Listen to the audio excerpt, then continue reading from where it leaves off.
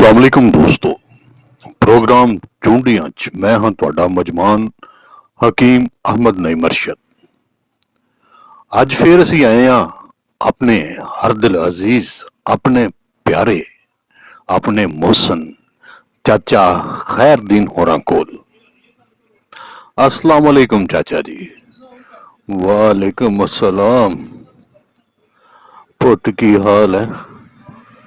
जी चाचा जी अल्लाह का शुक्र है, तुसी सुनाओ ठीक हो? चाचा जी अज तुहानू जहमत दिती दोबारा, वो इसलिए कि फिर लांग मार्च धरने शरने ते मुल्की सियासत दे विच, बल्कि मुल्की सियासत दे छप्पड़ च कह सकते हो, फिर किसी ने वट्टा मार दिता है।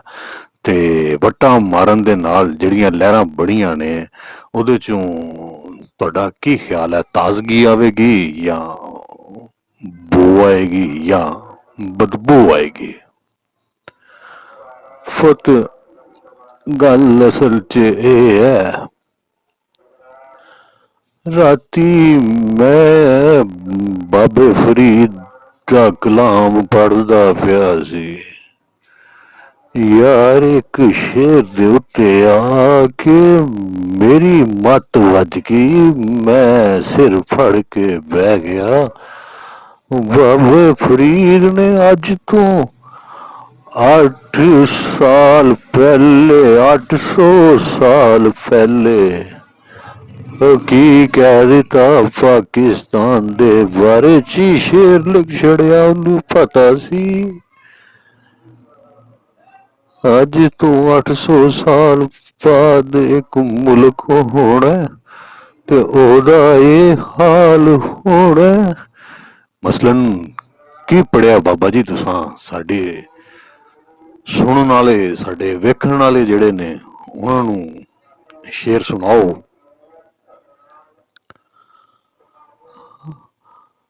सरवर पखी है कड़ो फाही वाल 50,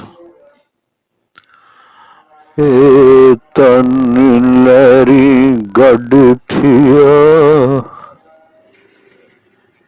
सचे तेरी आस।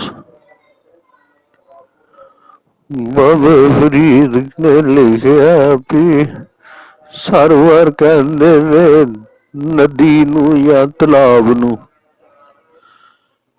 नदी विच एक परिंदा ते ओ कल्ला,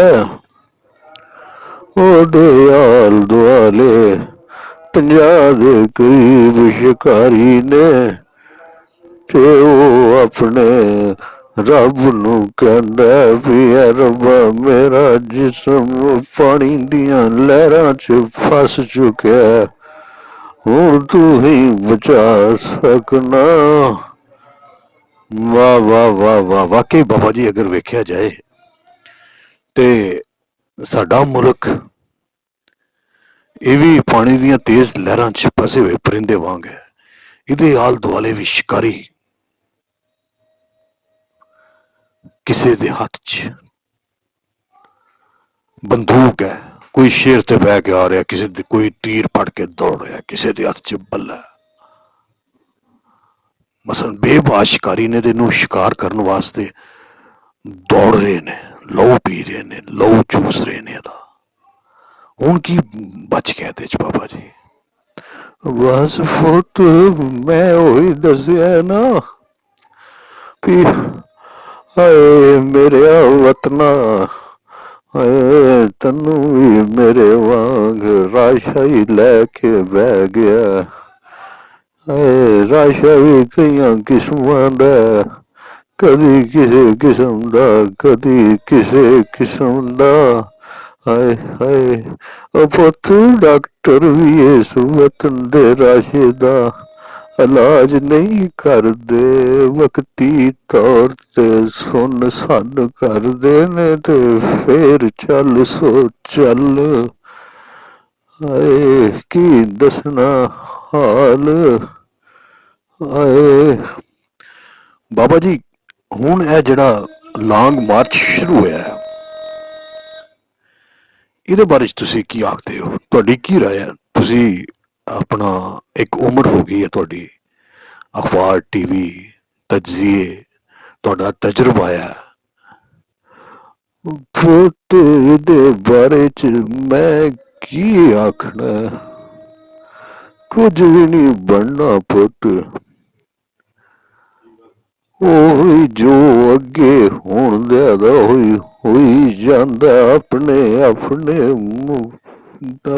ਆਪਣੇ ਫਾਇਦੇ ਲਈ ਸਾਰੇ ਦੌੜੇ ਦੇ ਨੇ ਜੇ ਕਿਸੇ ਨੂੰ ਕਿਸੇ ਦਾ ਕੋਈ ਐਨਾ ਹੀ ਖਿਆਲ ਹੁੰਦਾ ਤੇ ਦੇਖਾਂ ਸਿੰਧ ਸਾਰਾ ਡੁੱਬਿਆ ਪਿਆ ਪੰਜਾਬ ਡੁੱਬਿਆ ਪਿਆ ਲੋਕ ਸਲਾਬ ਦੀ ਵਜ੍ਹਾ ਤੋਂ ਖੱਜਲ ਖੁਆਰ ਤੇ ਜ਼ਲੀਲ ਹੁੰਦੇ ਪਏ ਨੇ ਆ ਜਿਹੜਾ ਖਰਚਾ ਇਹਨਾਂ ਚੀਜ਼ਾਂ ਤੇ ਆਉਂਦਾ ਉਹਨਾਂ ਦੇ ਘਰ ਕਦੋਂ ਨਹੀਂ ਵੜਦੇ ਉਹਦੇ ਨਾਲ हाँ बाबा जी तुसी बजा फरमा रहे हो लेकिन सुट्टी कौम नूं उठाउण वास्ते मुशक्कत जद्दोजहद रौला ते पाना बनदा है ना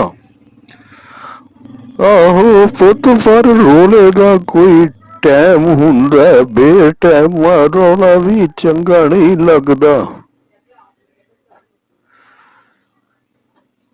बाबा जी तुसी दुआ भी करदे हुंदे हो कदी अपने मुल्क वास्ते पाकिस्तान वास्ते तुसी कल्ले रहंदे हो ते दुआवां भी करदे हुंदे हो पुत्त गल सुन मेरी खाली दुआवां दे नाल कुछ नहीं बनदा दुआवां दे नाल नाल कुछ करके भी विखाना पैंदा कट्ठे बह के सिर्फ दुआ करन नाल ढिड नहीं भरदा पुत्त कुछ करो हिम्मत करो बाबा जी बिल्कुल ठीक किया तुसी हिम्मत करनी चाहिए है ਤੇ ਤੁਹਾਡੀ ਤਬੀਅਤ ਠੀਕ ਨਹੀਂ ਜ਼ਿਆਦਾ ਟਾਈਮ ਨਹੀਂ ਲਵਾਂਗਾ ਤੁਹਾਡਾ ਫਿਰ ਅਸੀਂ ਤੁਹਾਡੇ ਕੋਲ ਕਿਸੇ ਵੇਲੇ ਹਾਜ਼ਰ ਹੋਵਾਂਗੇ ਤੇ ਹੁਣ ਜਾਂਦੇ ਜਾਂਦੇ ਆਪਣਾ ਜਿਹੜਾ ਨਾ ਉਹ ਨੌਜਵਾਨ ਨਸਲ ਹੈ ਪਾਕਿਸਤਾਨੀ ਲੋਕ ਨੇ ਇਹਨਾਂ ਨੂੰ ਕੀ ਮੈਸੇਜ ਦਵੋਗੇ ਪੁੱਤ ਮੈਸੇਜ ਅਸਾਂ ਕੀ ਦੇਣਾ ਇਹੋ ਹੀ ਆਖਾਂਗਾ ਵੀ ਆਪਣੀ ਥਾਂ ਦੇ ਉੱਤੇ ਆਪਣੇ ਆਪ ਨੂੰ ਠੀਕ ਕਰੋ ਤੇ ਪਾਕਿਸਤਾਨ ਅੱਲਾ ਖੈਰ ਕਰੇ ਠੀਕ ਹੋ ਜਾਏਗਾ ਹਰ ਮਸਲਾ ਹੱਲ ਹੋ ਜਾਏਗਾ ਪਰ ਜਦੋਂ ਤੱਕ ਹਰ ਬੰਦਾ ਆਪਣੇ ਆਪ ਨੂੰ ਠੀਕ ਨਹੀਂ ਕਰੇਗਾ ਉਹ ਗੁਜਰਾਲੇ ਵਾਲੇ ਖਲੀਲ ਉਜਲੇ ਦਾ ਕੱਲ ਫੋਨ ਆਇਆ ਸੀ ਦੱਸਦਾ ਪਿਆ ਸੀ ਪਾਕਿਸਤਾਨ ਚ ਰੋਜ਼ ਦਾ 22 ਕਰੋੜ ਲੀਟਰ ਜਾਲੀ ਦੁੱਧ ਬਣਦਾ ਉਹ ਜਿੱਥੇ ਰੋਜ਼ ਦਾ 22 ਕਰੋੜ ਲੀਟਰ ਜਾਲੀ ਦੁੱਧ ਬਣਦਾ ਹੋਵੇ